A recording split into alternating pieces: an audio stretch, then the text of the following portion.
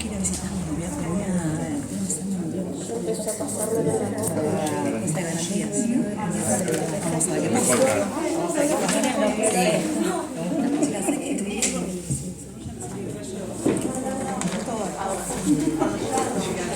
Somos de la vieja guardia.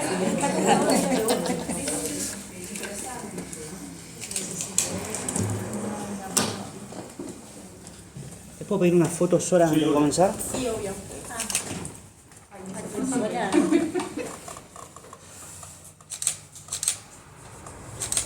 Gracias. Ya estamos. Vamos pues. Buenas tardes a todos y a todas. Gracias por venir. Hay muchas caras conocidas. Para los que no me conocen, mi nombre es Nicolás Rapazo, soy el secretario de Seguridad, Justicia y Política Criminal del municipio de General Rodríguez.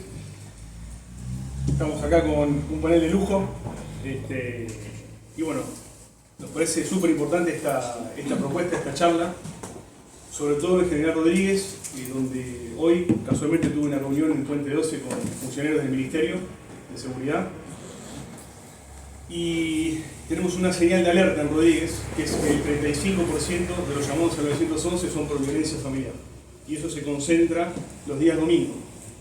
Con lo cual, esa señal de alerta nos da la pauta de que tenemos que trabajar, y es un trabajo colectivo y no individual. Así que, bueno, no me voy a extender mucho más. Le voy a dar la palabra a las protagonistas. Así que vamos a empezar con la doctora María Zanilla Robain, jueza titular del Juzgado de Garantías número 3. Y bueno, gracias. Prontamente jueza de la Cámara de Apelaciones. Esperemos. Esperemos que pronto.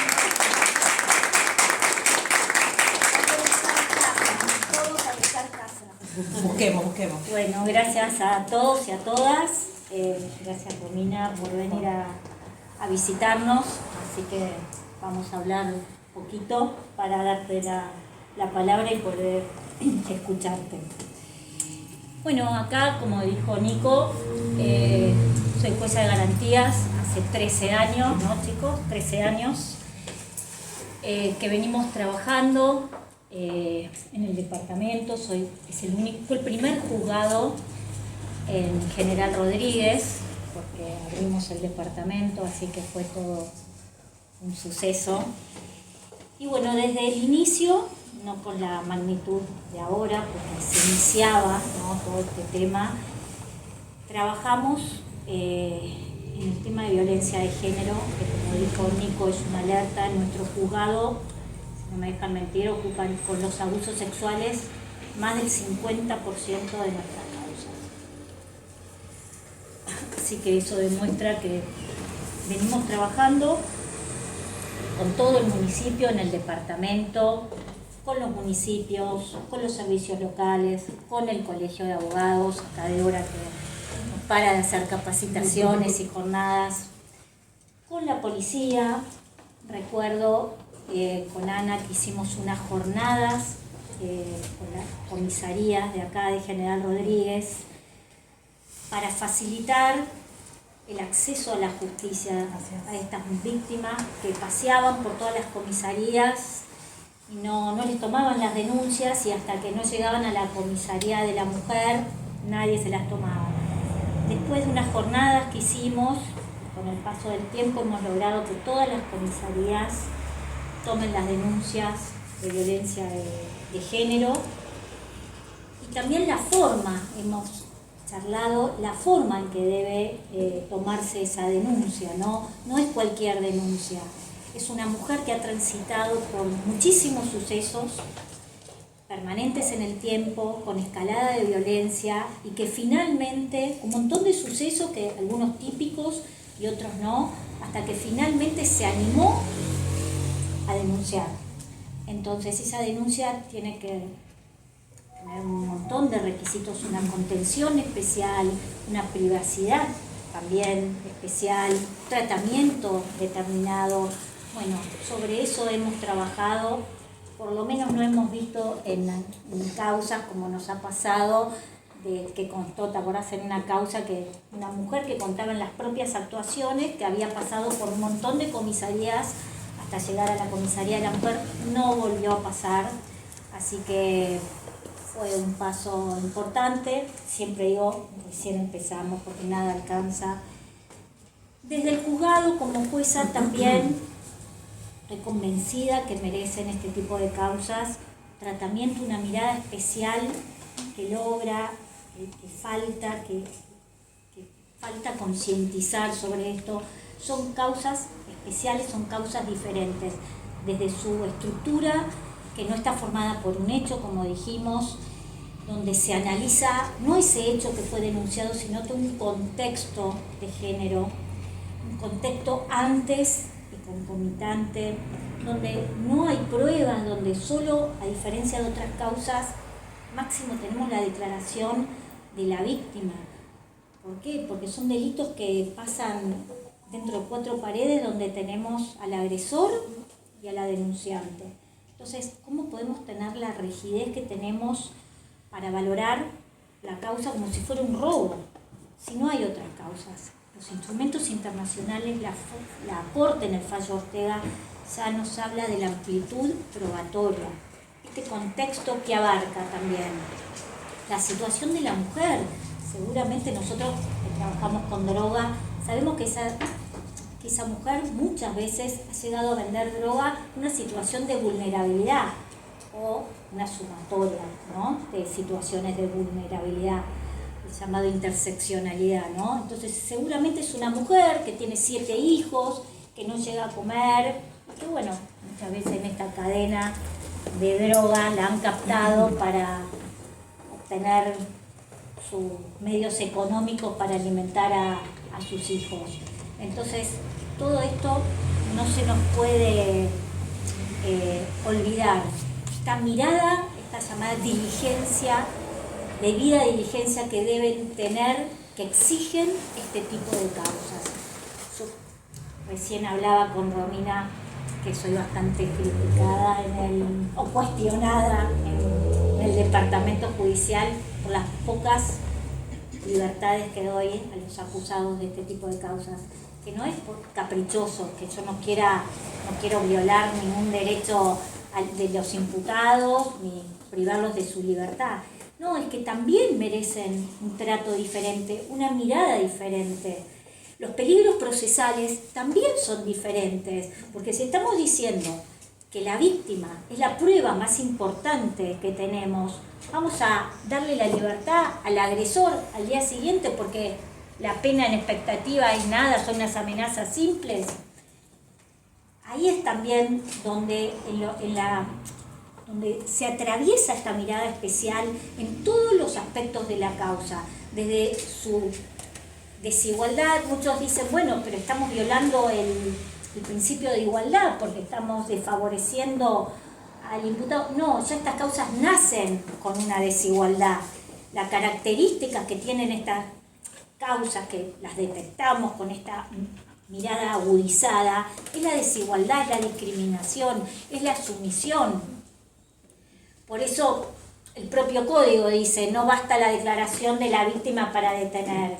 Bueno, en estas causas también tenemos que alejarnos y tener la flexibilidad, alejarnos de la aparente neutralidad de las normas y despojarnos de quizá de estereotipos que también esconden las normas, lo que he escrito en la legítima defensa, como también es un avance de cómo interpretar las normas estas que fueron escritas en otro contexto también.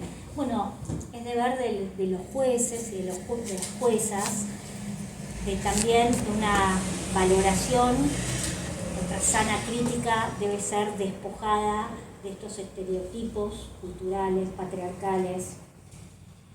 Y bueno, también en las medidas cautelares, que ahora van a hablar las chicas, no me quiero extender, donde tenemos como obligaciones al firmar los instrumentos nacionales, cada uno desde la posición que tenga, de ejercer acciones positivas, ¿no?, para protección de las víctimas. Bueno, acá estábamos hablando con las medidas cautelares. ¿De qué sirve sancionarlas acorde a las leyes, todo, si no tenemos celeridad, si no tomamos conciencia de esta urgencia, de la protección que merecen, la protección que tienen las mujeres. Todo debe ser analizado, interpretado bajo esta mirada especial, bajo este prisma especial, esta mirada llamada con perspectiva de género. Así que creo que en el tema se ha avanzado mucho, en el departamento hemos trabajado mucho con las capacitaciones, seguimos con las jornadas, con las charlas, pero que creo que falta este temita de la concientización, y a mi entender todavía hay un camino muy largo. Lo veo, colegas míos, presentaciones aún, no digo solo de los abogados, también los planteos de los abogados son sin perspectiva de género, cuestionan la causa, o estoy hablando ahora en caso de, por ejemplo, mujeres imputadas, como si fueran delitos comunes. Tenemos que entender que no son delitos comunes, son delitos diferentes porque su raíz, sus características, su prueba es diferente. Ya nacen con una desigualdad. Tenemos el deber de trabajar para lograr esta igualdad de derechos, para que no siga existiendo esta violación de derechos fundamentales. Bueno, nada más. Gracias.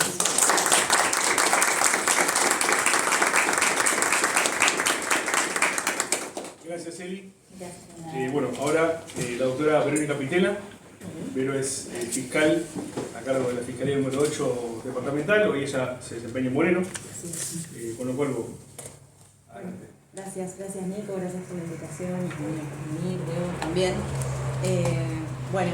Retomando lo que hablaba Celina, el tema de la neutralidad de las normas es una frase que me quedó resonando de lo que dijo y que se vincula con lo que quería contarles de mi experiencia en el trabajo, que es hace ya más de 15 años, ¿no? Trabajamos en la Fiscalía, de los cuales los últimos 10, un poco más, fueron en una Fiscalía de Violencia de Género, sumado a lo cual nos estuvimos acá con mi compañera capacitando y profundizando en la temática, por un lado porque nos interesaba y también porque era el área de nuestra práctica cotidiana. A raíz de esos conocimientos y de nuestra práctica vimos muy claro cómo las normas fueron creadas, aplicadas, interpretadas de manera que no fue neutra. Fueron creadas principalmente por varones, interpretadas y aplicadas también por varones, y varones que viven en un sistema que es androcéntrico, un sistema patriarcal, y de eso hay teoría, mucha teoría que lo sustenta.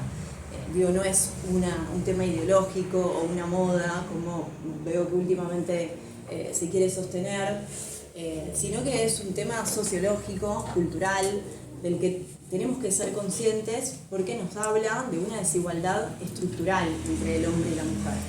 Entonces, dándonos cuenta de la existencia de ese paradigma que nos posiciona distinto a los varones y a las mujeres, incluso también, no solo con las víctimas y con las partes de las causas en las que trabajamos, sino también con los distintos operadores y operadoras de agencias, organismos del Estado, como los que somos parte, que estamos acá, que tenemos que trabajar, interactuar, tomar decisiones en distintos ámbitos donde generalmente son ocupados en los espacios jerárquicos por varones, y en donde las mujeres les cuesta mucho poder tomar esas decisiones en un pie de igualdad que los varones. En este contexto se nota, claro, como no estamos en un proceso de expansión del paradigma feminista, como lo hemos visto quizás en años anteriores, en décadas anteriores, y creo que es importante que por los tratados internacionales que mencionaba Celina y los compromisos internacionales que asumió el Estado, que quienes integramos estas agencias nos ocupemos de sostenerlos, de que las decisiones que se tomen sean coherentes con las obligaciones que asumimos como Estado y que se vean reflejadas en las causas, en los trámites, en la respuesta que se da en el servicio de justicia. Hay ámbitos en los que las mujeres prácticamente no participamos porque se debaten cuestiones que son en espacios como fútbol, asados a los que no somos invitadas, y no es que pretendemos ser invitadas a ellos, sino lo contrario, que esas discusiones sean en ámbitos institucionales que contemplen nuestras opiniones y nuestras voces de una manera más plural y que termine redundando en una respuesta más equitativa para las mujeres. Así que bueno, le doy la palabra a mi compañera. Claro, ¿no? Bueno. Gracias, Vero.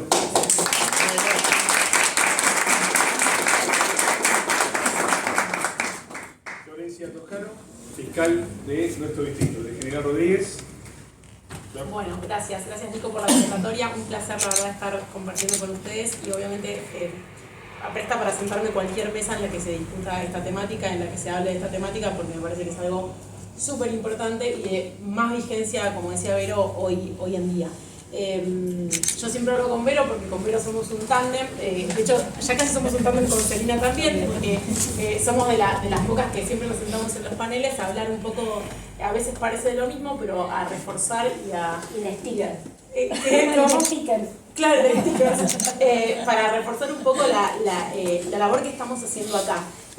Nosotras estuvimos 10, 11 años trabajando juntas en una fiscalía especializada de género. A Romina, que por ahí no conoce tanto el distrito, le comento que nosotros somos una departamental que tiene 2 distritos, esta sede que es General Rodríguez y Moreno, que somos un departamento judicial relativamente joven, en crecimiento, en expansión, inversamente proporcional al crecimiento poblacional que hay, un crecimiento poblacional exageradísimo que requiere muchísimo más atención a la urgencia. Nosotros como departamento judicial tenemos 2 sedes acá, en cuanto a materia de violencia de género, 2 sedes acá, la UFI 9 y la UFI 10, de la que están mis compañeras acá, la que soy parte hace muy poquito tiempo, hace casi un año, y en cuanto a Moreno, hay una UFI especializada en delitos de género, excepto femicidios. Los femicidios son competencia de la materia criminal, de las otras fiscalías ordinarias criminales. Eso un poco como para tener el panorama, igual somos todos caras conocidas, pero hay algunas chicas que nos vienen a ver otros departamentos judiciales y les contamos un poco cómo funcionamos. Con Vero estudiamos muchísimo la ruta crítica. La ruta crítica nos parecía que era crítica exactamente, no sé si todos tienen, no quiero extenderme, pero conocimiento de lo que es la ruta crítica, pero es esta itinerancia que hace la mujer víctima de género a la hora de salir de su círculo y de por ahí hacer una denuncia, hacer un pedido de ayuda, la forma que tome. Vimos vimos porque son trabajos que hicimos juntas, pero estuvimos estudiando cómo la pandemia por ahí indirecta y accidentalmente ayudó a que esa ruta crítica se acorte, por lo menos en nuestro distrito, en nuestra departamental, que era muy compleja por la extensión. Imagínense que el cuerpo médico estaba acá en General Rodríguez y las víctimas de Moreno, de toda la extensión de Moreno, tenían que venir al cuerpo médico a atenderse acá, para darles un ejemplo. Hoy los tiempos se acortaron y el camino se abrió un poco para las víctimas. No tienen que itinerar tanto, no tienen que peregrinar dependencia por dependencia y solicitando un papel, llevando un oficio. Hoy tenemos todo el expediente digital a disposición. Mismo también para los abogados, para letrados que veo que están acá. Creo que también se les ha abierto a ustedes también el camino para poder consultar una causa, en vez de empezar a buscar un número, ir, preguntar, mesa de entradas y poder asistir creo celeramente a una víctima que está en un estado de urgencia. Eso un poco creo que es algo positivo a destacar en cuanto a la ruta crítica. Después, otra cosa que me parece importante, Celi lo mencionaba, el tema de la acordada 4099, creo que hoy nos trajo de beneficio que, por lo menos en nuestra distrital, era muy difícil la interacción con otros organismos, por ejemplo los juzgados de familia. Y era muy difícil lograr esa interrelación para las medidas cautelares. Y hoy, que están expedidas desde el juzgado de garantías, cuando la persona viene a nuestra fiscalía, ya generalmente cuenta con su medida. O sea que en ese mismo momento se entera que tiene una medida de protección, más allá de la notificación que se hace al imputado. Y ya se va con su medida encima como para tener su primer camino de protección. Pero bueno, a ver, Vero lo decía, la temática es un desafío, el paradigma es a sostener, a luchar, a defender todos los días, desde lo más mínimo hasta lo más grande, digo, desde el primer eslabón de la cadena hasta el último, hasta los que toman decisiones, hasta los que tomamos decisiones en nuestra calidad de magistrados. Hay que defender el paradigma porque, como dice Vero, está basado en obligaciones que se asumió el Estado internacionalmente. Entonces, creo que lo más importante es no reducir por ahí o cercenar la visión a solo el ámbito judicial, sino entender que es una problemática que requiere un abordaje interagencial, que requiere un abordaje de múltiples actores que pueden llegar a acompañar a esta víctima fuera de ese círculo de violencia y lograr el objetivo último, que es justamente una vida libre de violencia, una vida libre de discriminación. Y obviamente, y principalmente, la garantía de su seguridad y su integridad ante todo. Creo que para ese laburo interagencial, nosotros en la departamental encontramos como uno de los caminos de solución el laburo en red. El laburo en red que se hace con los organismos municipales especializados en género. Tenemos acá una dependencia de género en General Rodríguez y tenemos otra también en Moreno. Las redes con las organizaciones que salen del ámbito estatal, del ámbito Estado, que son estas organizaciones civiles que acompañan víctimas, que laburan y que hacen capacitaciones en territorio, que son muy ricas y muy importantes para traernos la problemática directamente. De hecho, trabajando codo a codo conocimos a Evo desde Matices, más allá de su participación en el colegio, la conocimos previamente en mesas de género, donde nos sentábamos, éramos 5 o 6 locas que estábamos todas juntas, y bueno, llegamos hoy a armar una red de laburo mancomunado. Creo que otra cosa fundamental es la capacitación constante interna y la capacitación externa. Digo, la posibilidad de sentarnos en paneles, la posibilidad de participar de charlas, la posibilidad de dar clases a la policía, como decía la doctora Rojaín. Yo trabajo en el Instituto Bucetich y se hacen capacitaciones para personal, sobre todo para personal del comando, personal de la FBA, que hacen los primeros contactos con víctimas de género. Y la capacitación por ahí da más a lo académico. Yo creo que es más importante la sensibilización en la materia. Entender, como decía la doctora Rojaín, que esta no es una temática igual a las demás, que este no es un combo de delitos que encajan como un arnés en el Código Penal, que hay que darles una mirada transversal, no solamente a la problemática, sino también a la víctima, para tenerla abordada de una forma integral. Creo que no tengo mucho más para decir, quiero dejarle el lugar a Romina para que ella nos cuente lo que tiene para decir, pero digo, en conclusión, siento que es un gran momento, lo hablamos antes de la charla, para refundarnos, para renovar los compromisos y para seguir laburando en la temática. Nada más.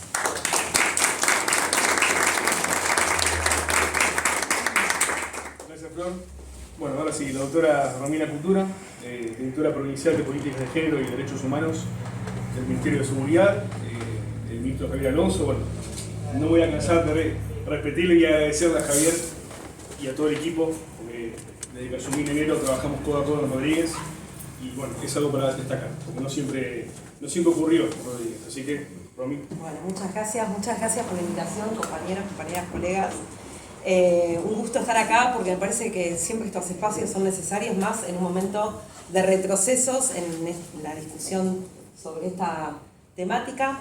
Contarles un poco qué hacemos en el Ministerio de Seguridad, ¿no? Yo tengo a cargo la dirección provincial que se creó en el 2020, bueno, 2019 recién arrancábamos la gestión, nos agarró la pandemia, bueno, en fin. Nuestra principal función en la creación de la dirección fue formar a la fuerza de seguridad con perspectiva de género. Entonces esto se crea a través de una resolución, la resolución 341, donde va a establecer la transversalización de las políticas de género en las policías de la provincia de Buenos Aires. Y esto establece además la obligatoriedad de que la denuncia por motivos de violencia de género o violencia familiar sea tomada y recepcionada en cualquier dependencia de la policía de la provincia de Buenos Aires. Porque sabemos bien, que esa siempre fue una excusa. No, eso te pasó en otra jurisdicción. Bueno, y que además siempre hubo mucha resistencia de los ámbitos de seguridad a tomar este tipo de denuncias. La sigue habiendo, esa es la mala noticia. Pero bueno, trabajamos mucho para que eso no suceda, ¿no? También hay una cultura, pensemos que las comisarías de la mujer y la familia existen desde el año 1988. Eso fue pionero de la provincia y de nuestro país en América Latina, donde se va a crear un nuevo modelo de seguridad y también la visibilidad de una problemática, ¿sí? Porque desde el año 88 que existen estas dependencias y, por supuesto, siempre son temáticas que van a recaer en el personal femenino, ¿no? Como sigue pasando hoy, digamos. Estamos lejos todavía, compañeras, pero bueno. Hoy la mayoría de las denuncias siguen siendo tomadas por las comisarías de la mujer y la familia, por una cuestión cultural que tiene que ver con su existencia, con su historia, y también porque dentro de las comisarías de la mujer hay equipos interdisciplinarios que asisten de otra manera a las mujeres cuando llegan en una situación de violencia. Entonces, bueno, nuestra tarea faraónica, la policía de la provincia de Buenos Aires tiene más de 100.000 efectivos y efectivas, era generar protocolos y además capacitarlos. Bueno, hicimos desde el inicio de la formación, es decir, cuando un cadete de policía entra a la escuela ya tiene contenidos para abordar situaciones de violencia de género y después eso lo instalamos como capacitación permanente para el ascenso. Además, cuando un personal policial quiere ascender, tiene que hacer una materia con perspectiva de género y la ley Micaela. ¿Sí? Que la empezamos a implementar de arriba para abajo, ¿no? De las cúpulas, de la plana mayor de la Policía de la Provincia de Buenos Aires a las jerarquías inferiores. Y además hicimos de la ley Micaela, no hicimos la ley Micaela en términos generales, la hicimos por especialidad. La Policía de la Provincia de Buenos Aires tiene diversas especialidades y en cada superintendencia que está con esa especialidad, drogas, política de género, investigación criminal, todas las superintendencias van a tener en su área los contenidos generales de ley Micaela, pero las especialidades de cada policía, ¿sí? Y esto es muy innovador, porque en general la implementación de ley Micaela se hizo, vamos, con lo que hay, y con mucho sacrificio, porque nosotros tuvimos, gracias a la decisión política de Javier Alonso, que en ese momento era nuestro subsecretario, de integrar una unidad de coordinación y de tener compañeros y compañeras que estén solamente haciendo la ley Micaela, no compañeros que dijimos, bueno, vos de 9 a 12 sos administrativo y de 12 a 3 haces ley Micaela, que es lo que pasó en muchos organismos, ¿no? Entonces, eso, hace que haya una deficiencia en la implementación y en los contenidos y en cómo se da. Nosotros, la verdad que contamos con la decisión política de que eso se haga con profundidad. Y es así como lo hacemos, por eso la policía tiene contenidos especiales para las fuerzas de seguridad. Entonces tenemos la formación permanente más ley Micaela, lo cual hace que al principio nos odiaban, ahora ya no tanto, pero bueno, nos fuimos ganando también con mucho trabajo y trabajando con la policía, ¿no? Porque también eso cambia la manera de construir y de trabajar y de poder trabajar estos contenidos y que haya reciprocidad con las fuerzas de seguridad, ¿no? Fue un trabajo con ellos, incorporamos qué les parecía, que nos incorporamos en las mesas de trabajo. Bueno, esto sirve, esto no sirve, ¿qué les parece? Trabajamos mancomunadamente con el área policial, que es la Superintendencia de Políticas de Género, lo cual esa alianza es clave para que, la policía también tiene sus resistencias a las directivas de los civiles. Entonces, esas alianzas fueron claves para nosotras para poder trabajar en profundidad con las fuerzas de seguridad y poder instalar capacitación permanente en la temática. Y luego tuvimos la implementación del formulario único, que yo sé que lo voy a traer acá, que es polémico. Cuando se aprueba el formulario único para la toma de denuncia por motivos de género y violencia familiar, a mí me tocó implementarlo, lo cual no estaba de acuerdo, lo digo cada vez que puedo, no estaba tan de acuerdo con, primero, la extensión del formulario y después algunos contenidos que nos parecían que no tenían que ser, no eran relevantes a la hora de tomar la denuncia, que esos contenidos, preguntas y demás, podrían darse en otra instancia y que el fin de la denuncia, que era que sea ágil y que la persona se le tome la denuncia, no es lo que sucede. Pero había que hacerlo y lo hicimos. Lo cual también nos implicó otra tarea faraónica que fue no solo implementarlo, generar un sistema nuevo, sino volver a capacitar a la policía y decirle, bueno, ahora esto que te dijimos ahora es así, en menos de un año. Pero sí voy a rescatar que ese formulario lo que viene a traer para nosotras, en términos de intervención policial, es que limitó la subjetividad en la interpretación del personal policial cuando una mujer va a denunciar. Porque parte de no te tomo la denuncia es, no, yo te conozco, ya viniste 3 veces. No, si después se conocen. Si hay algo que tiene la policía y que hay que reconocer, respetar y trabajar para el bien de la comunidad, es conocimiento territorial.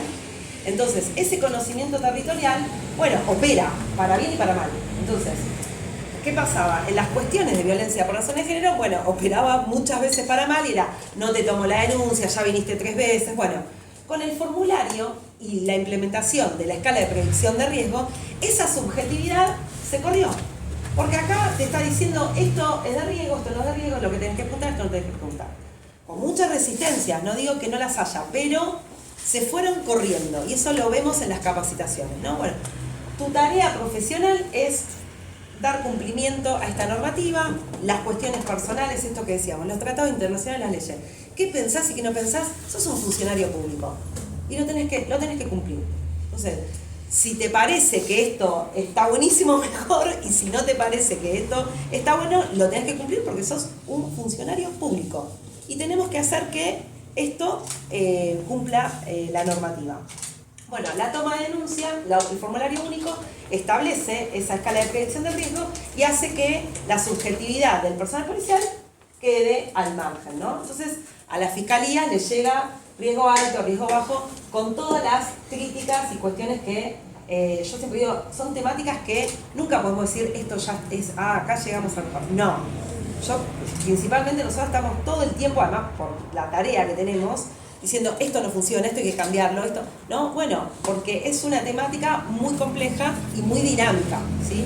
Entonces el formulario, creo que nosotros ya hicimos una revisión, la presentamos a la Corte Suprema para achicarlo y sacar campos que nos parecen que no tienen que ver a la hora de tomar la denuncia, ¿sí? Que hacen que se demore cuando necesitamos que la víctima le tome la denuncia y se pueda ir a su casa, ¿no?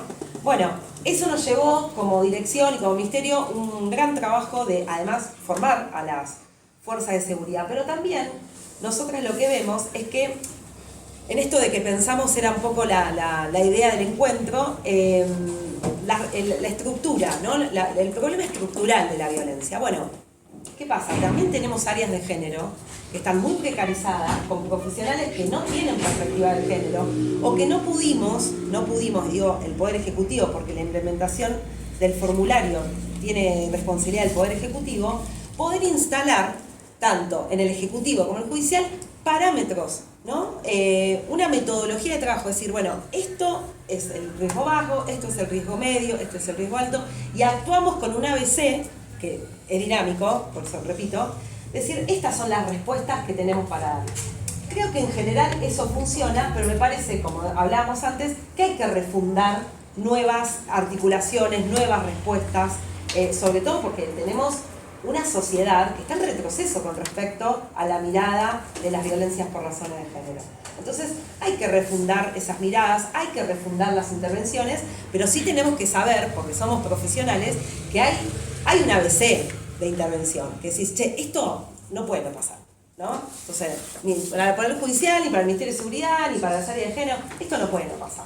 Y tuvimos un caso muy terrible hace 15 días, que fue en La Matanza, un femicidio, donde sus 7 hijos de la víctima presenciaron el femicidio y tuvimos muchos problemas para dar respuesta a esos hijos y esas hijas, que además eran todos discapacitados, y no hubo una articulación que puede decir, bueno, el Estado pudo, como sí lo hay en otros, ¿no? Pero bueno, hay casos donde decimos, nos falta porque la respuesta no es ágil, no es integral, y eso se nota cuando las áreas intervienen, ¿no? Todos, digo todos. Entonces, me parece que hay que rediscutir algunas cosas y hay otras cosas que decimos, che, esto no puede pasar, es el ABC, ¿no? Y eso tiene que ver también con los recursos, ¿no? Con los recursos económicos, las capacitaciones de los profesionales, como decían las compañeras, falta los lentes violetas, como decimos las feministas, las perspectivas de género, falta todavía mirar en profundidad cuando hay que abordar determinados casos. Nosotros con la policía tratamos de que la policía intervenga lo menos posible, intervenga en lo que tiene que intervenir, tomar la denuncia, comunicar una medida cautelar, no sobreintervenir en cuestiones que no son su competencia, porque lo que buscamos es la integralidad de la respuesta, ¿no? Y lo que nosotros vemos, yo les traigo los números que tenemos del primer reporte de este semestre del 2025. La provincia de Buenos Aires hasta ahora tuvo 119.677 denuncias por motivo de violencia de género y violencia familiar. El año pasado fueron 242.000.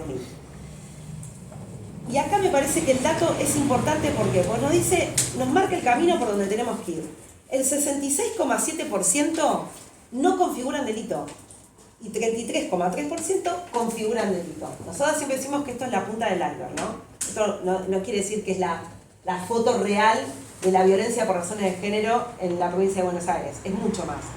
Lo que decimos es, si casi el 67% de las denuncias no configuran delito, lo que hay que trabajar fuertemente, y lo digo como educadora popular, el ver venir antes. ¿Qué quiere decir? Trabajar en lo territorial con políticas focalizadas en los territorios para trabajar la prevención.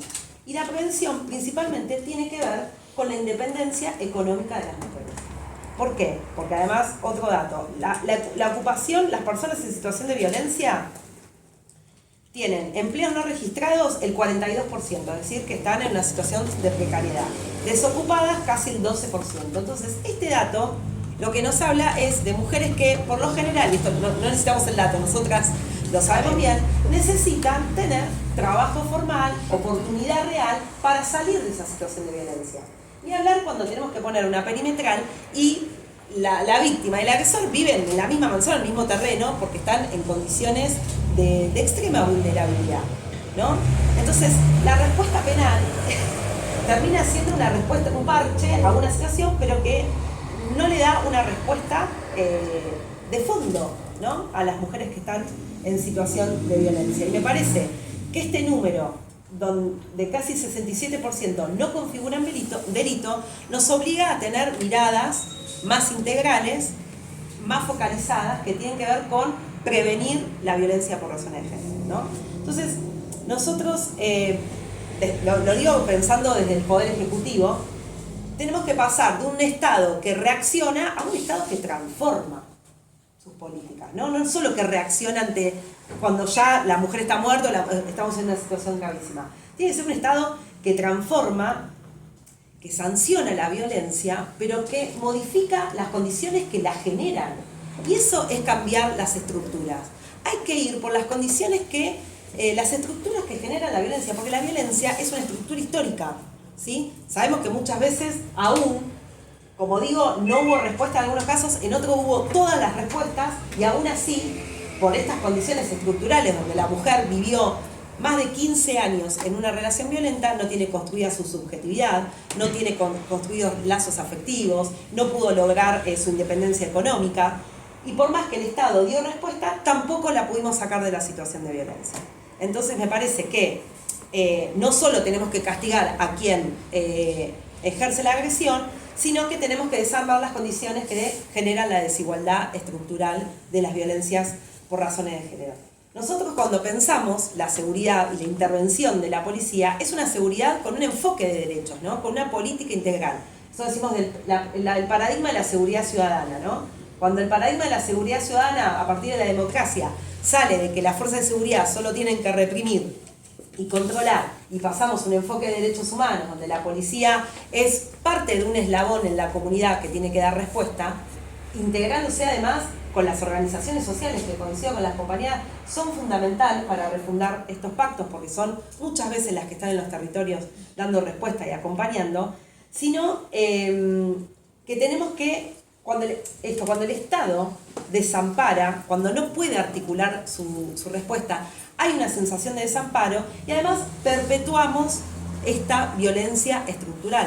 Por eso la fuerza de seguridad, el Poder Judicial, las organizaciones, el Estado local, que para mí es clave la respuesta del Estado local, tiene que reforzar otra vez sus estrategias, o las tenemos que volver a discutir las veces que sean necesarias, para dar respuestas más sólidas y más integrales, que tiene que ser la tobillera, el botón antipánico, pero también tiene que decir, bueno, no tiene casa, no tiene trabajo, ¿qué vamos a hacer? Tiene 7 pibes.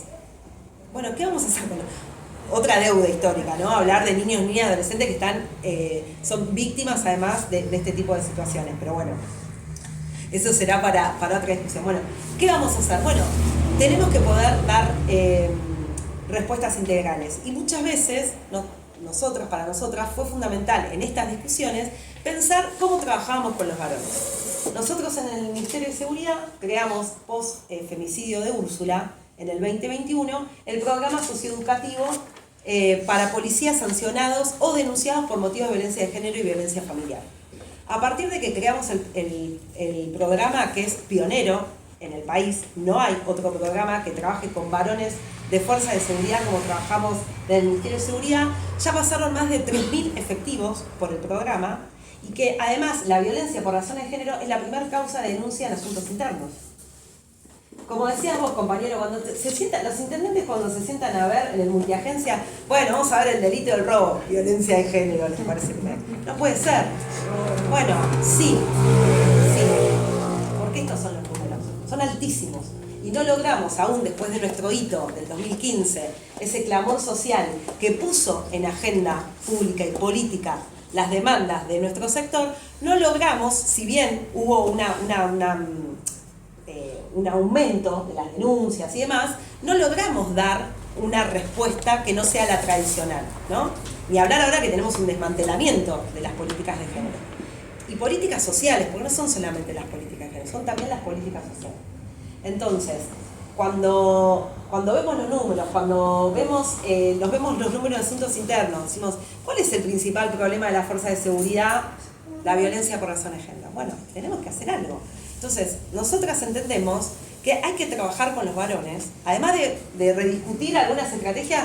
Me parece que lo que se viene, parte de ese pacto, es cómo trabajamos con los varones, que están denunciados, que están privados de su libertad, en este caso sancionados muchas veces el personal policial, y poder trabajar sobre esas estructuras de poder donde se monta la masculinidad, ni hablar de un efectivo policial, y trabajar sobre sus emociones, sobre la vulnerabilidad, sobre cuáles son las cosas donde creen que los varones sienten que tienen el poder, pero después se desmontan cuando trabajan y pueden cuestionarse algo de sus emociones, ¿no? Algo que fue vedado históricamente a los varones, ¿no? Ni hablar a un personal policial. Entonces, nosotros nos propusimos trabajar con los varones que están denunciados o sancionados tienen en primer lugar una entrevista individual, porque tiene que ser artesanal. No podemos pensar que todo puede ser grupal, no.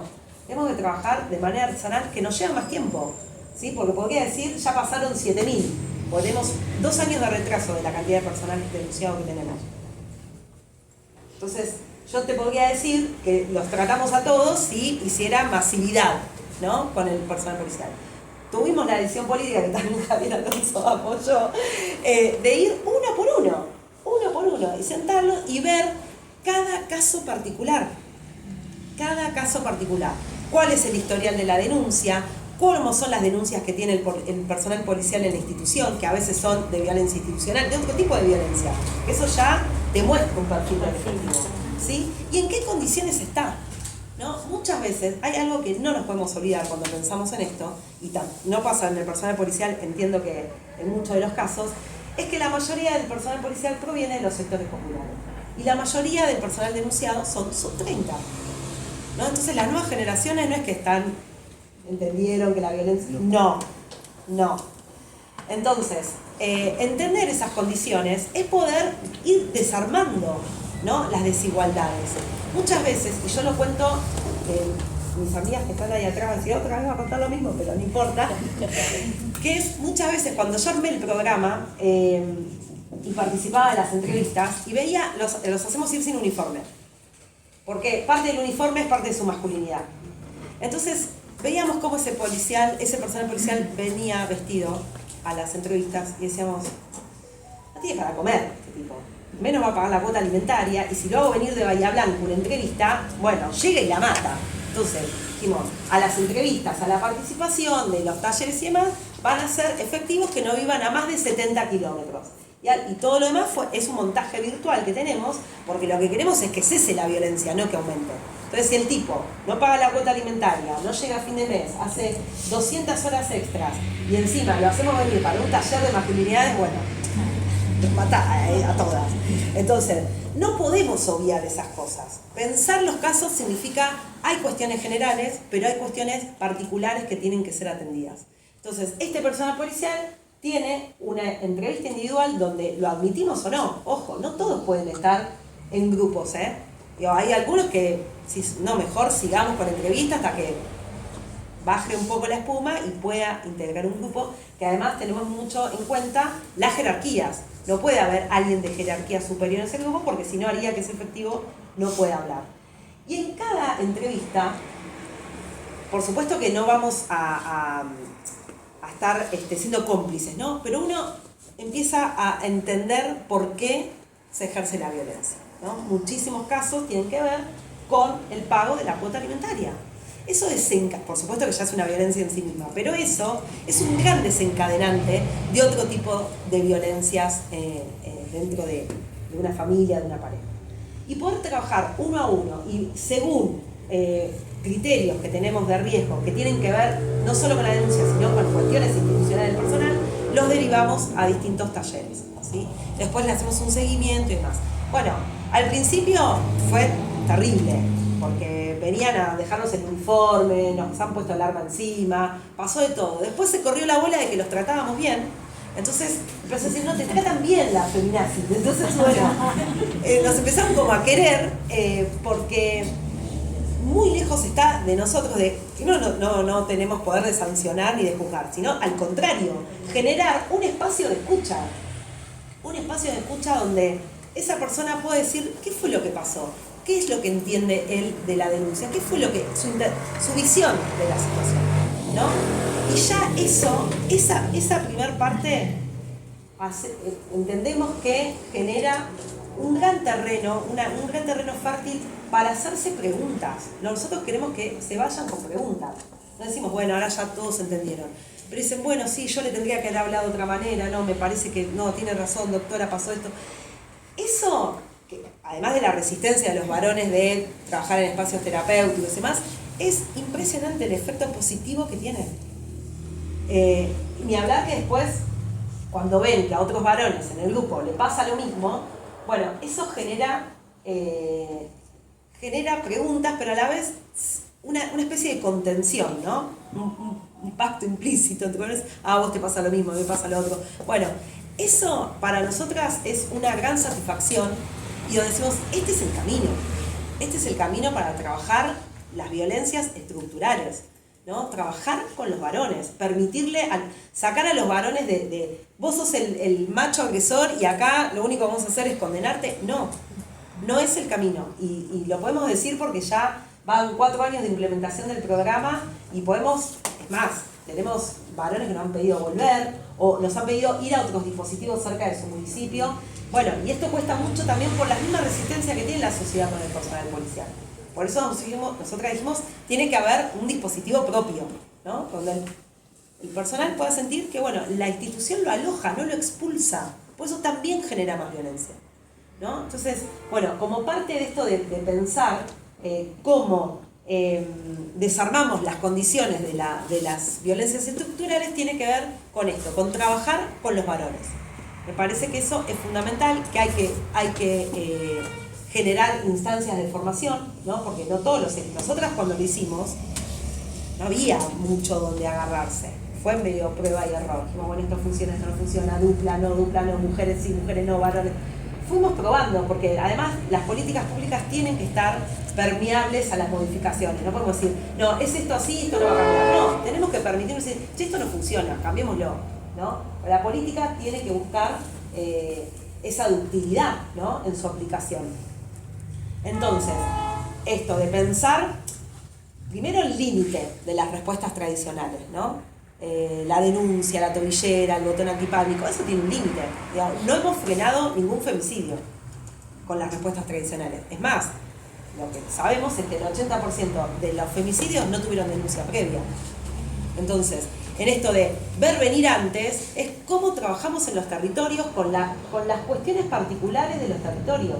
No es lo mismo trabajar acá en Rodríguez que trabajar en La Matanza, o en Suipacha, en un ámbito rural, no sé. Tenemos que poder pensar las condiciones de cada territorio, poder mejorar nuestras intervenciones, tener pactos locales donde entendemos que hay cuestiones generales, pero cuestiones particulares que nos van a hacer abordar la violencia de mejor manera, y principalmente trabajar con los varones, ¿no? Hay que empezar a pensar dispositivos, algunos serán obligatorios, ¿no? La jueza acá yo la miro y dice, bueno, vos vas a tener que ir. No, tenemos algunos, a ver, si me tenemos cursos de masculinidad al momento de, como condición para cuando damos libertades. Claro, entonces claro. lo ponemos como condición, los cursos de masculinidad, más allá de a veces por adicción, ponemos cursos como condición en las excarcelaciones. Perfecto. Bueno, Patronato de Liberados también trabaja con varones, sabemos que también tienen un gran trabajo, pero bueno, tenemos que ver cómo generamos, ¿no?, más espacios para trabajar con los varones. Y otra cuestión fundamental que tenemos que trabajar, si bien en esta integralidad de la respuesta que a cada uno nos toca, en cómo hay una respuesta, una política social que genera independencia económica en las mujeres, y hablar en los varones también, porque los agresores, miren, les digo otro dato, la persona que ejerce la agresión, desocupados tenemos casi el 28%, y empleos no formales, 30%. Es decir, es un número altísimo de personas que además están sin trabajo. Entonces ahí hay algo que está invisibilizado, que es la independencia económica, principalmente las mujeres que además se endeudan para sostener a sus hijos. Hay un informe muy interesante que hizo el Ministerio de Mujeres de cuota alimentaria, donde 7 de cada 10 mujeres están endeudadas para sostener su hogar, ¿no? Porque los varones no dan cumplimiento a la cuota alimentaria. Una cosa más, y con esto cierro, y si quieren charlamos, ¿no? Para que nosotros dentro de los módulos, con el trabajo con varones, agregamos educación financiera. Que en esto de la ductilidad de las políticas, pues dijimos, che, pagan la cuota alimentaria, están endeudados, entonces es imposible que paguen la cuota alimentaria. Bueno, vamos a enseñarles a su recibo de sueldo, a planificar y a organizar la economía. Entonces, porque es parte de lo emocional, saber que tenés más o menos organizado tu economía. Entonces, parte de los contenidos es la educación financiera. El personal policial tiende a endeudarse mucho con mutuales policiales que generan créditos, y muchas veces, si bien ya saldaron su crédito, les quedan determinadas cuotas que al final del mes capaz son 200 lucas de la cuota de acá, la cuota de esto, ¿qué es? Bueno, les enseñamos a leer su recibo de sueldo. Me río porque decimos tenemos que hacer todo, pero bueno, vamos a dar la batalla que tengamos que dar, pero que paguen la cuota alimentaria, ¿no? Entonces, que sepan leer su recibo de sueldo, que sepan organizarse y que sepan que no cumplir con la cuota alimentaria tiene consecuencias. Y que también hay, yo decía, la entrevista, digo, a veces uno no es que querés entrar en complicidad, pero hay cosas que te tocan, ¿no? Porque decís, había un personaje, no me lo voy a olvidar nunca. O sea, yo le llevé un cajón de pollo. O sea, es un bebé. O sea, pero claro, el tipo era, viste, de una zona rural. Y él creía, y según su historia, por todo lo que había contado, de las violencias que le había sufrido, que eso era ser un buen padre. No pensaba que era, viste, ser violento, llevar un cajón de pollo a un bebé. Lo cuento, es gracioso, pero cuenta mucho de quiénes son esas personas, de qué historias traen, en qué condiciones vivieron, en qué condiciones están, también dentro de una institución que los maltrata, ¿sí? De una sociedad que también los maltrata, ¿sí? Y que después les pedimos todo, ¿no? Que sean psicólogos, que tomen bien la denuncia, que bueno. Entonces, hay algo, hay un ejercicio que hay que hacer para poder comprender las razones de las violencias, ¿no? Que no solamente les pegan a las mujeres, por supuesto, no estoy diciendo que no, lo que digo es tenemos que abrir un poco más para ir a fondo en esto que digo, desarmar las condiciones que generan la violencia, que son, las violencias son históricas, son estructurales y por eso son modificables. ¿no? Pero nos obliga a repensarnos, a sensibilizarnos mucho más, como decía la compañera, y poder ver a los varones en estas historias, cuando estamos viendo que el 67% de las denuncias no configura delito, ¿cómo trabajamos con ellos? ¿Cómo trabajamos con ellos para poder desmontar estas cuestiones? Así que, bueno, no sé, hablé un montón, perdón. Nada, eso.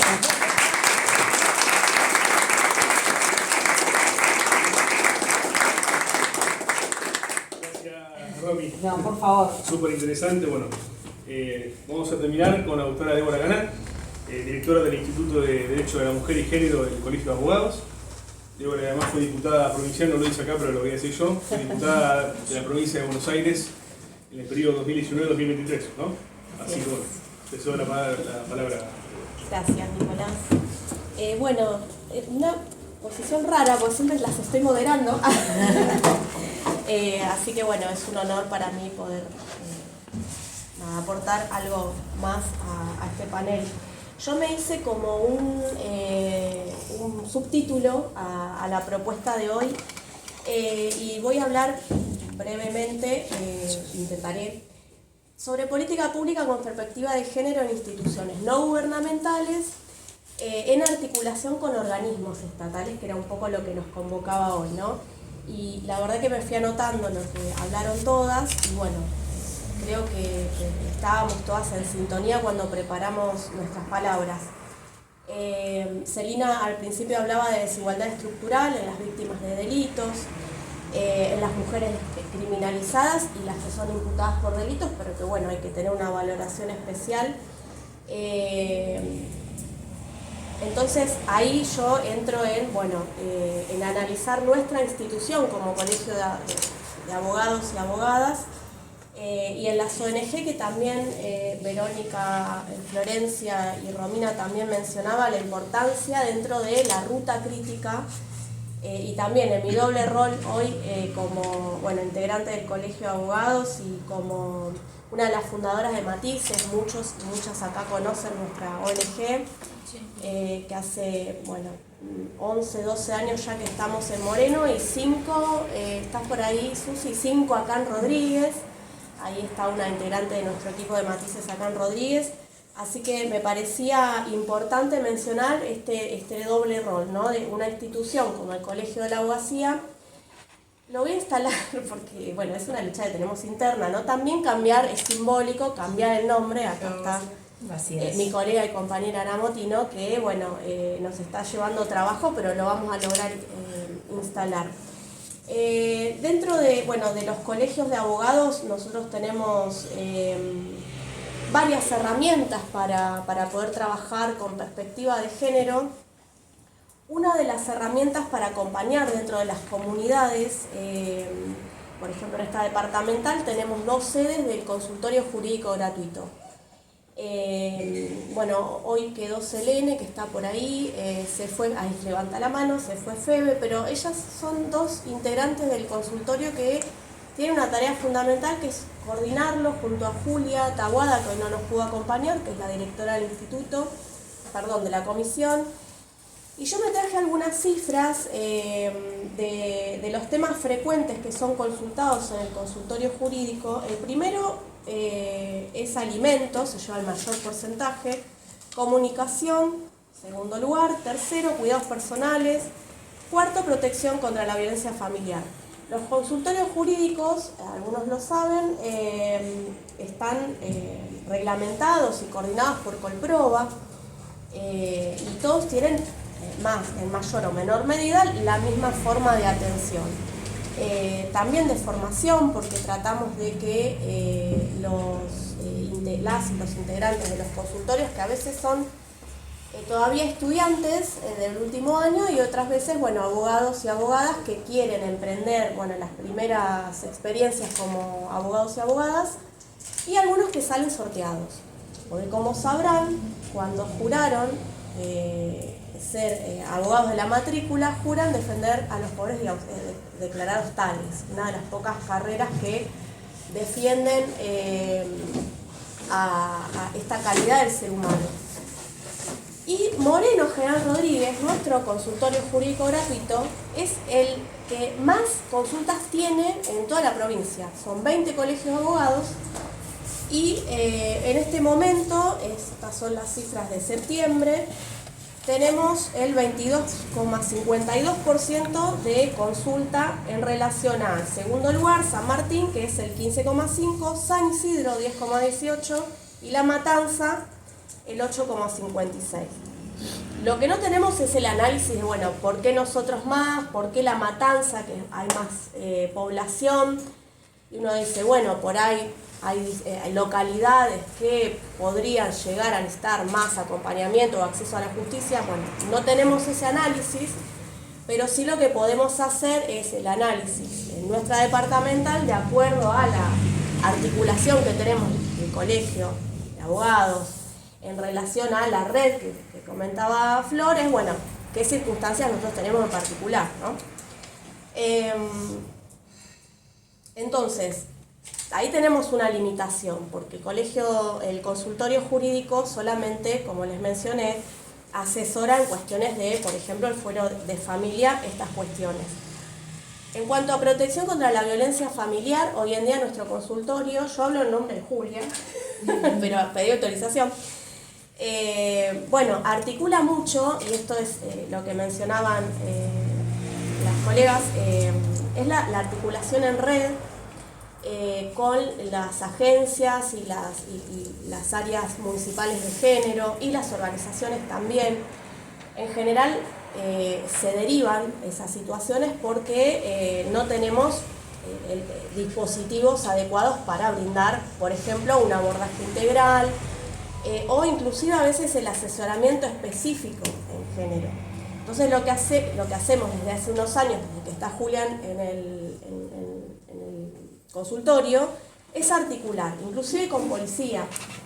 No están hoy Jessica Sueldo y Adriana Luna, pero son, bueno, dos personas y bueno, el Moreno también, con las que se articula mucho desde el consultorio. Entonces, en cuanto a si esa violencia configura delitos, ahí ya el consultorio tiene una limitación. Acá vemos, en las charlas que tenemos con Julia, que bueno, hay una deficiencia en el acceso a la justicia para las personas que vienen a consultar, más que nada mujeres, y que se intenta compensar con la articulación con los municipios, porque realmente trabajamos codo a codo, pero una de las, estas cifras se fueron disparando hace varios años que Moreno lidera el ranking en Colproba, pero en los últimos 2 años vemos que no haya más CAC influyó en la falta de acceso a la justicia. Después lo que puedo agregar en cuanto a las ONG, en el caso de Matices, es, bueno, las organizaciones sociales, yo que vengo desde ahí, creo que son la base fundamental de ese trabajo territorial, es el termómetro de cómo están las mujeres en los barrios, en qué realmente necesita una mujer que está en riesgo, que sufre las violencias más extremas, pero es necesario también seguir dotando de herramientas, lo que hablaban también mis colegas, bueno, seguir formándose, no solo en Ley Micaela, sino en herramientas puntuales y específicas en el tipo de abordaje al que se dedique la organización social. Por ejemplo, en Matices, que tenemos abordaje para personas en situación de violencia por motivos de género, tenemos un dispositivo de mujer para acompañar mujeres, lo hacemos en díadas. Y siempre de manera individual, porque hemos probado grupos, pero los grupos naufragan, fracasan. Porque llega un momento donde la persona por ahí avanza y sale de ese ciclo, y por ahí llega una persona que está en una fase donde todavía se resiste a recibir ayuda o está dudando si está separada esa pareja que ejerce violencia, bueno, de volver o no volver. Todavía no hizo la denuncia, y cuando hay personas que ya tienen medidas, que han logrado, por ejemplo, no sé, la exclusión del hogar, que está tramitando el tema de un proceso de alimentos, entonces no nos fue efectivo. Entonces seguimos con el acompañamiento individual. Y lo que tenemos las organizaciones sociales de particular es que tenemos más tiempo. Por ahí menos recurso económico, pero tenemos más tiempo. En cambio, hemos detectado que obviamente hoy llegan menos víctimas porque hay áreas que han sido jerarquizadas, que tienen un poco más de presupuesto. Digo un poco porque todavía hay que trabajar en brindar más presupuesto a todas las áreas de género. Pero bueno, han sido jerarquizadas, tienen más personal, hay más formación, entonces vienen menos. Pero esas personas que llegan porque en algún momento o fue sobreintervenida, como dijo Romina, que a veces pasa. No pasa si el trabajo en red está aceitado, pero bueno, pasa que hay una sobreintervención o hay intervenciones que a veces son salvajes y es producto no de la maldad, sino de la falta de formación. Entonces, o han sido víctimas de violencia institucional, por ejemplo, si caen justo en esa comisaría y no recibió la capacitación o cambiaron el comisario, bueno, puede pasar, o puede pasar también que vayan a una dependencia judicial, perdón, pero puede pasar, pues esa persona no estaba en su mejor día, porque no supo cómo intervenir. Me ha pasado doy un ejemplo, ¿no? Hace unos meses, estaba saliendo estaba esperando que me atiendan en una fiscalía y sale, golpea la puerta de una víctima, le habla con la persona que llevaba la causa de esta denunciante y le dice, no, quédate tranquila, nosotros te representamos a vos, te vamos a ir avisando, que está bien porque hay una ley de víctimas y demás. Entonces, yo soy metida y no puedo con mi genio y con todos los roles que tengo cruzados. Digo, ¿qué necesitabas? Vos necesitabas averiguar sobre tu causa, tenés idea. Bueno, empezamos a conversar y yo le ofrecí, porque en ese momento teníamos un poquito, estábamos por volver a retomar el tema del patrocinio jurídico de víctimas de delitos. Entonces le dije que se acerque a nuestro consultorio jurídico, que si ella tenía la intención le expliqué que era un particular damnificado y demás, de que también tuviera otra participación en su propio proceso, ¿no? Pero esto a veces no tenemos el tiempo, si estamos en una agencia del Estado, no tenemos el tiempo a veces, porque es tanto el trabajo, tantas las denuncias, tantas las causas, como han mencionado mis compañeras, que a veces se nos escapa. Y es entendible, bueno, somos máquinas, y por más que haya inteligencia artificial, el trabajo persona a persona, la escucha activa, no la tiene la inteligencia artificial. Entonces tenemos que seguir con el trabajo artesanal. Les decía, retomo y ya voy cerrando, en Matices tenemos ese tipo de acompañamiento, y otra cosa que tenemos, que me pareció súper interesante el trabajo del ministerio, es el trabajo con varones. Que si bien a nosotras nos bajó el trabajo con mujeres, que la verdad para nosotras mejor y nos ponemos contentas por lo que decimos, ¿no? Pusieron el valor, la cuestión de la violencia machista, empezamos a focalizarnos en el trabajo con varones. Entonces hace 8 o 9 años que tenemos un programa psicosocioeducativo para varones que ejercen violencia. Y con el tiempo fue aumentando la demanda. Hoy en día tenemos 70 y algo de varones, no podemos más porque tenemos pocas compañeras y esos 70 y pico de varones se dividen en 4 grupos de varones. No podemos tener más de 15, 16, 17 en un grupo, pues si no, no funciona. Todas son psicólogas sociales, así que el trabajo en grupo yo también soy psicóloga social, es nuestro fuerte, es el eje del trabajo, es el grupo, y no se puede. Sí, en los varones, por ejemplo, en este programa psicosocioeducativo, trabajamos en la entrevista de admisión lo individual. Puede tomar un encuentro, 2, 3, 4 y puede que también no lo admitamos, porque tenemos limitaciones como psicólogas sociales, no podemos hacer un abordaje de todas las problemáticas y todas las estructuras mentales que vienen a veces. Entonces, luego de esa admisión personal, pasan al grupo. Y ahí sí el trabajo en grupo es muy rico, porque si bien todos están en diferentes estadios, algunos todavía se resisten a reconocerse. Más del 60% llega y dice, yo soy realmente la víctima en todo esto. Bueno, pues uno va desenmarañando, ¿no? Con las entrevistas de admisión, en grupo y demás, y monitoreando ese proceso, y no. La verdad que de todos los varones que han pasado en todos estos años, que han sido parte de este programa, ninguno fue víctima. Sí hemos tenido atención a varones víctimas, pero no con este dispositivo, ¿sí? Un dispositivo también adaptado, porque los varones víctimas de violencia también tienen particularidades especiales, que no las podemos trabajar como si las trabajáramos con una mujer.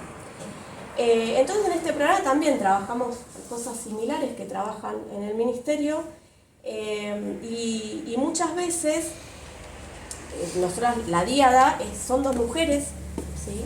Que van, a veces la coordinadora, la directora del programa es siempre la misma, y van rotando a veces en la dupla con otras compañeras. Pero también es particular este abordaje porque muchos grupos de varones de masculinidades son coordinados por varones. Uno piensa, bueno, la empatía, la forma de la transferencia positiva se da con el varón, ¿no? Pero las compañeras que están formadas para trabajar con varones tienen una formación especial y tienen que tener cualidades también especiales. Porque, voy a hablar muy coloquialmente, se comen el chamullo a veces y empatizan demasiado, porque claramente estos varones en ocasiones son víctimas del patriarcado. ¿Y por qué lo digo? Porque también tenemos datos. Nosotros tenemos un observatorio, pero es para otra charla. En el observatorio nosotras hemos establecido, de acuerdo a las atenciones que nosotras tenemos,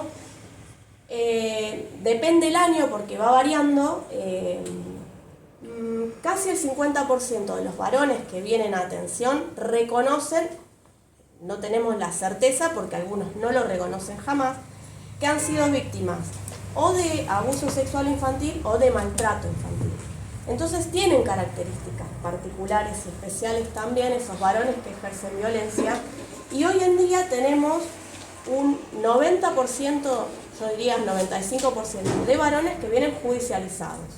Cuando también daban ejemplos de dónde, bueno, quienes recurren a cursos o programas de varones, el mayor porcentaje hoy en día nos vienen de patronato de liberados.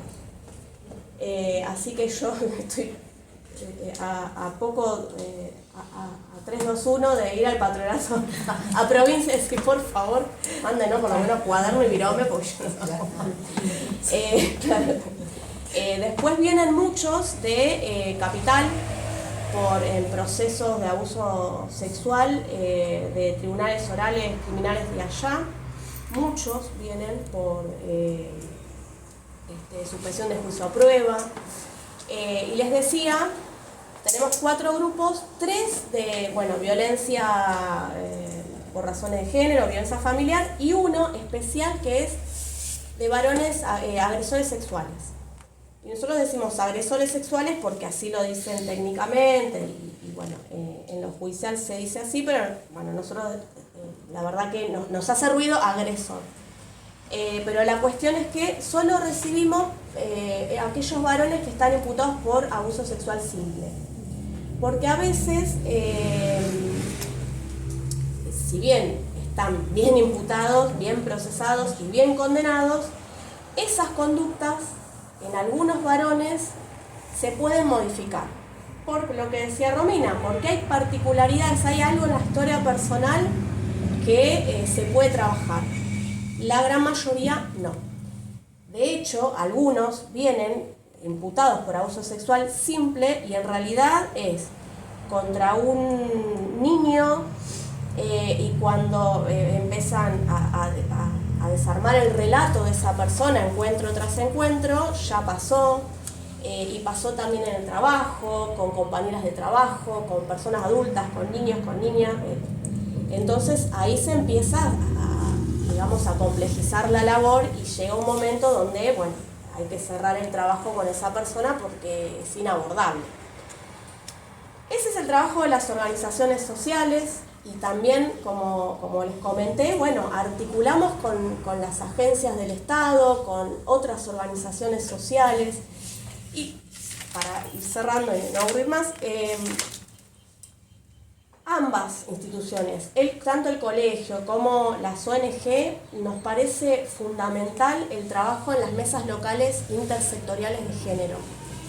Creo que hay en casi todos los distritos, algunos se resisten, en algunos funcionan más, en algunos funcionan menos, pero ahí podemos articular el trabajo, intercambiar las técnicas de abordaje, actualizarnos también en los abordajes, esto que decías, Romina, de refundar miradas, refundar intervenciones. Eso se da cuando uno abre la cabeza, comparte el trabajo, intenta también colaborar, porque como coincidimos todas, no alcanza, nada alcanza, y menos cuando, bueno, tenemos distintas prioridades en las gestiones nacionales, provinciales, locales. Y por último, hablarles de nuestro trabajo para concientizar, para sensibilizar a las abogadas y a los abogados. Nos dimos en una tarea desde los colegios de abogados de la provincia, hace un poco más de 10 años, y desde la Federación Argentina de Colegios de Abogados también, hace mucho más de 10 años, de formarnos, de capacitarnos. Nos cuesta mucho, que el matriculado y la matriculada sienta interés en formarse dentro de las propuestas académicas de los colegios. Sí pasa por ahí con una diplomatura, una propuesta académica desde una institución de la educación, porque eso, no sé, o genera puntos para un concurso o genera, en el currículum, tengo también formación en género, pero la cuestión del compromiso con la sociedad para erradicar las violencias nos cuesta mucho. Aún así, desde el Instituto de Género hemos hecho un montón de acciones positivas a lo largo de todos estos años y, una de ellas que estamos implementando a partir de este año es el protocolo de actuación para situaciones de violencia por razones de género y discriminación en el ámbito colegial y profesional. Les voy a dejar para que se pasen, los que alcance, porque tenemos que mandar a hacer más. Este protocolo de actuación genera la posibilidad de las colegas de hacer denuncias por malos tratos, por discriminación,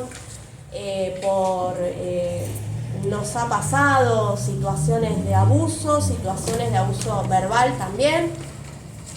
La tengo a Ana acá que no me deja mentir. Así es. Intentamos con esta acción positiva y con este compromiso, pues esto fue votado por nuestro consejo directivo, de tratar desde nuestro humilde lugar, desde el colegio. Es el segundo colegio que lo tiene. El primero fue La Plata y el tercero después de nosotros fue el colegio de Morón, que se basó en el nuestro. Es un trabajo colectivo, no trabajamos, en el instituto no trabajamos solas, sino que recibimos la colaboración de otros institutos, de nuestro propio equipo. Espero que les sirva, porque seguramente no todas las instituciones, Romina comentaba que tienen protocolos de actuación, es una herramienta fundamental que viene a raíz de, los tratados internacionales de derechos humanos, la incorporación en nuestras leyes nacionales, Y bueno, en los colegios de profesionales me parece también que hay que implementarlo. Si bien la ley Micaela, por ejemplo, fue de obligación para los 3 poderes en los 3 estamentos, los colegios de profesionales, no todos se adhirieron de manera obligatoria, pero nuestro colegio provincial y el de Moreno, General Rodríguez, intentan llevar estas medidas para tener una vida libre de violencia. Muchas gracias.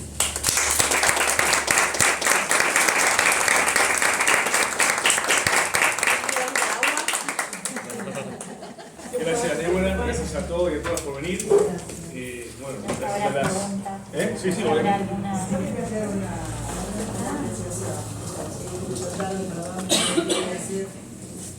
Experiencia de haber trabajado en el ámbito municipal hace muchos años, en el distrito de Moreno.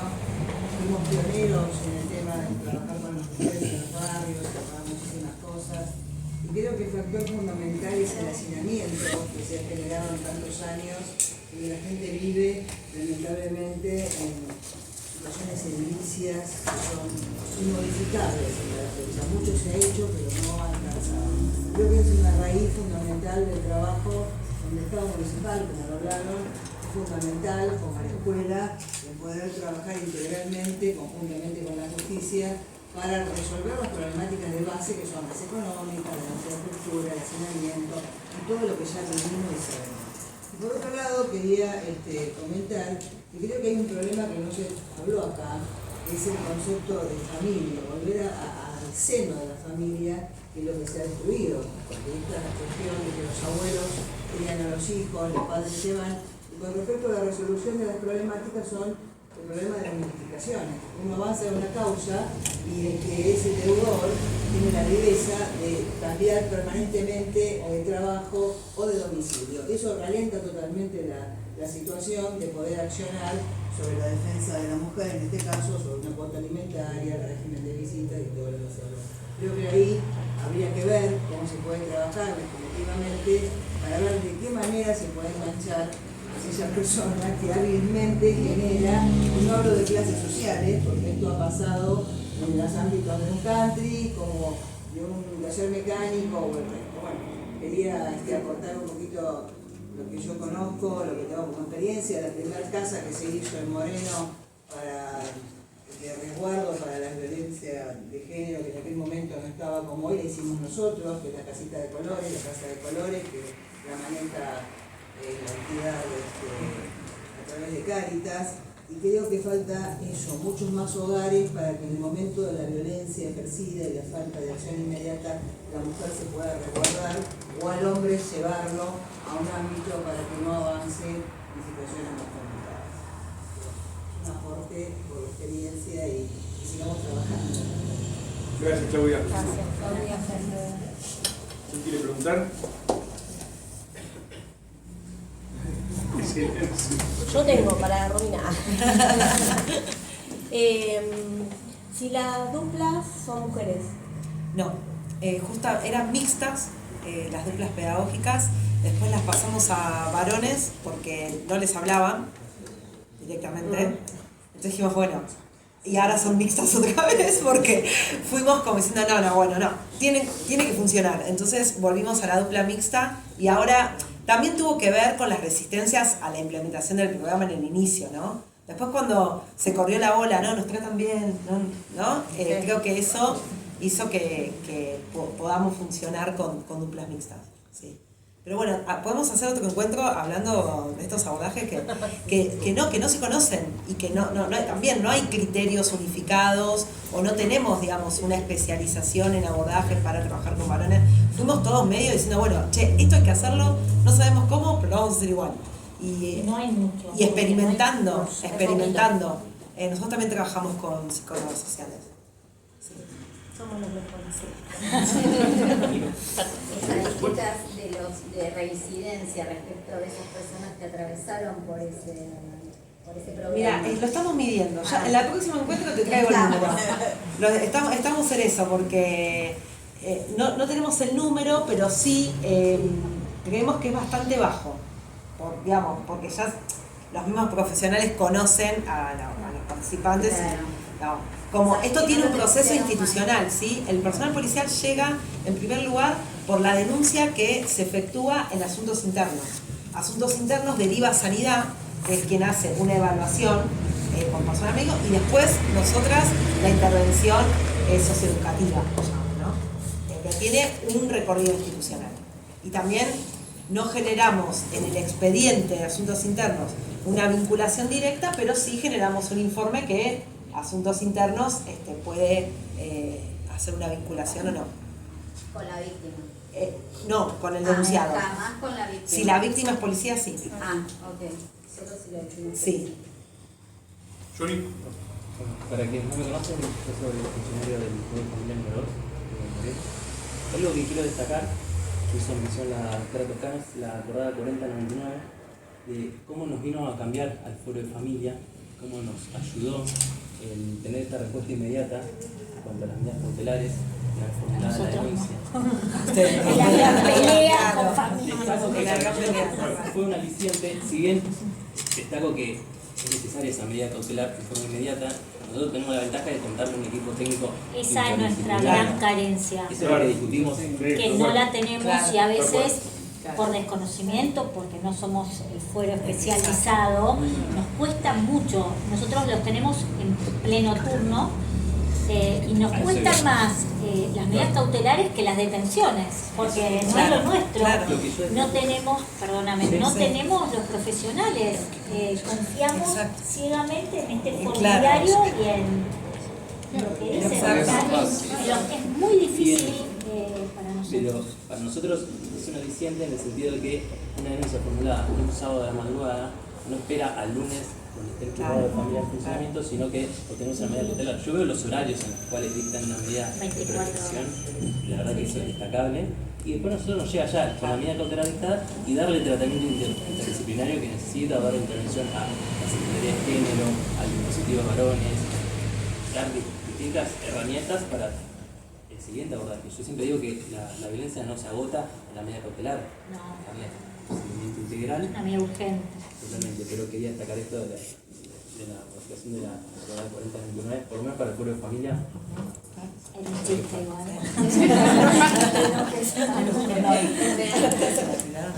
No, y la acordada 4099, para los que no la conocen, hace la distinción entre los procesos que constituyen un delito penal y los de familia. O sea, el mismo sistema CID en la implementación ya tiene un botón que es, digamos, lo que no constituiría un delito y es en materia de familia, va directamente mira hacia bueno, yo te agarro vos, Johnny, pero bueno, mira hacia Johnny, y lo otro vendría, viene replicado para el juzgado de garantías y para nosotros. Y más allá de que yo entiendo que es muy dificultoso y lo veo, porque aparte todos los días lo que más sale son medidas cautelares, para nosotros ahora tenemos la nueva implementación desde el sistema SIM que nosotros tenemos, que es que podemos interrelacionarnos con Augusta y podemos llegar a chequear ahora no sé si ustedes lo pueden hacer con nosotros.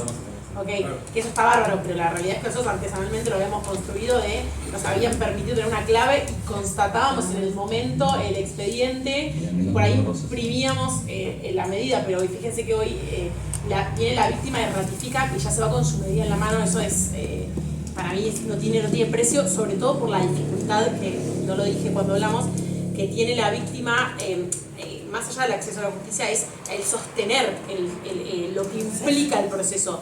Digo, desde una pavada, que no es una pavada, pero de que son víctimas de delitos que las hacen privarse no solo de teléfono, de contacto, tienen que salir huyendo a la casa de un familiar que por ahí vive en, qué sé yo, La Matanza, entonces tiene que venir acá a buscar su medida o por algún medio electrónico mandárselo. Digo, la inmediatez de poder, en la entrevista personal lo tratamos mucho en la fiscalía, lo seguimos en las 5 y lo seguimos haciendo en las 10, esto de que pase por la fiscalía y se vaya ya hasta con su victimológico hecho, con nuestro equipo interdisciplinario entrevistándola. Me parece que eso por ahí es lo que hablaba con el tema de cómo se aceleró y se aceitó un poco la ruta crítica.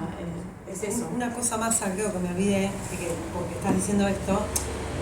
En esto de poder venir antes y trabajar en las denuncias que no son penales, nosotros con el área de implementación tecnológica del Ministerio de Seguridad tenemos la app 911. y que generamos la categoría violencia por razones de género. Esta herramienta es gratuita, es una app de teléfono, ¿sí? Que tiene geolocalización en toda la provincia y en la capital federal. Entonces para nosotros, para violencia por razones de género es clave, porque muchas mujeres, por muchos motivos, viajan a la capital y en general los botones que tienen los municipios no tienen geolocalización en capital federal. Entonces, esta aplicación la estamos trabajando muy fuerte con las áreas locales para que, porque no exige denunciar. Entonces, poder trabajar esto de, bueno, muchas mujeres no están en condiciones por varias cuestiones de generar una denuncia, porque también sabemos todo lo que se implica para una víctima, no solo emocional, sino económico. Entonces, bueno, lo que estamos trabajando es que las áreas locales le den esta herramienta, hagan un seguimiento que no incluye una denuncia. Entonces ahí, bueno, hay un primer acercamiento sin la obligación de denunciar, sin la intervención policial, penal y demás, y podemos trabajar con las mujeres en esto de más de prevenir que ya generar todo el circuito policial judicial. Así que también está, y además porque muchos municipios que pagan los botones antipánicos no tienen más plata para pagar botones antipánicos. Entonces tuvieron que reducir la cantidad de botones. Entonces, esto es una herramienta gratuita que genera el Estado y que lo pone al servicio de los gobiernos locales y que generamos principalmente la categoría, porque esto es cuando se pulsa, le aparece al 911 violencia por razones de género. Entonces y puede chatear con el operador, mandar una foto, generar un audio, todo eso sirve para prueba en el caso que necesite judicializarse y ¿Se pide el CAT 911 también? Exacto, Okay. va directo al 911. No sabía. Y al 911 le aparece que es un llamado por violencia de razones. La mujer está encerrada y pasa mucho las privacidades. Tiene otra cantidad de eso, el celular, pero no. Exacto. Yo aprovecho, ¿no? Luciano, mi nombre, trabajo en la Secretaría 5. La verdad que la acordada, como decía, para nosotros fue muy buena porque a las 3 de la mañana encontrar algún funcionario que te atienda el teléfono de otro foro que no sea penal es difícil. Nosotros estamos acostumbrados, no sé, en nuestro trabajo y bueno, y con los jugadores de la liga, la verdad que funciona espectacular. Tal vez lo que ahí tenemos un problema con la denuncia de la aplicación en mi ciudadana. No se acredita la identidad, no sé, muchos juzgados no nos dan la cautelar inmediatamente y a veces los relatos son inentendibles. Entonces hace que tengamos situaciones de que la persona hace la denuncia ahí, piensa que está, en la página decís. Claro, sí, piensa que está todo bien. Sí. Yo muchas veces he hecho que hagan la denuncia nueva de la comisaría o que vaya a la comisaría a la casa de la persona para corroborar cómo está, para ver las lesiones que tiene. Sí, además la tiene que ratificar y no tiene que ratificar. La verdad, las denuncias de esas son muy... Igual de todas formas, perdón Luque, te contesté, nosotros por lo menos de política interna, cuando vemos denuncias ciudadanas que son de violencia de género, obviamos esto de los 5 días de ratificación y traemos, o sea, forzamos la ratificación. Pero es muy difícil entender el relato, hay muchas denuncias que no tienen absolutamente nada, no se entiende nada y la falta de presencia tal vez de un operador policial o de un operador de la justicia hace que después obviamente llamás al teléfono, el teléfono no te atiende porque no tiene más nada. Es un problema porque tenés un anuncio pero no sabés y no entra en este circuito de la ruta crítica. Es un problema la verdad. Sí, y también la inmediatez luz para la prueba, porque por ahí te denuncian unas lesiones que no es tan complicado para acreditar. No, también está en el círculo de violencia que capaz que ya se repitió. Lo hizo en el momento y después no, listo, me olvidé y no lo hago más. Entonces también. Nada, ya que estabas acá te quería decir que tenemos dificultad con esa denuncia. Hay que fomentar por ahí. Hay que fomentar. Estamos en No, huele re tranquilo.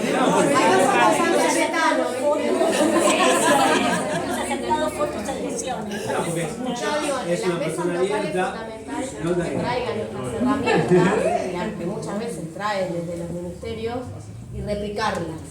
Entonces, las organizaciones, las áreas locales, si tienen el conocimiento, instruyen a la comunidad de cómo utilizar esas herramientas.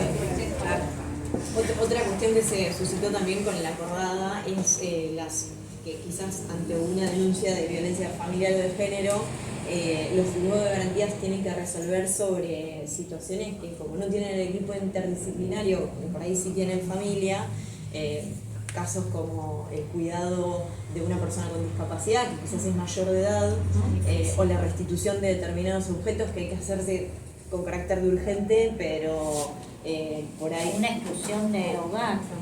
Nosotros, perdóname, hemos llamado, acá están los chicos del juzgado, llamamos a la víctima para completar el formulario, porque muchas veces son medidas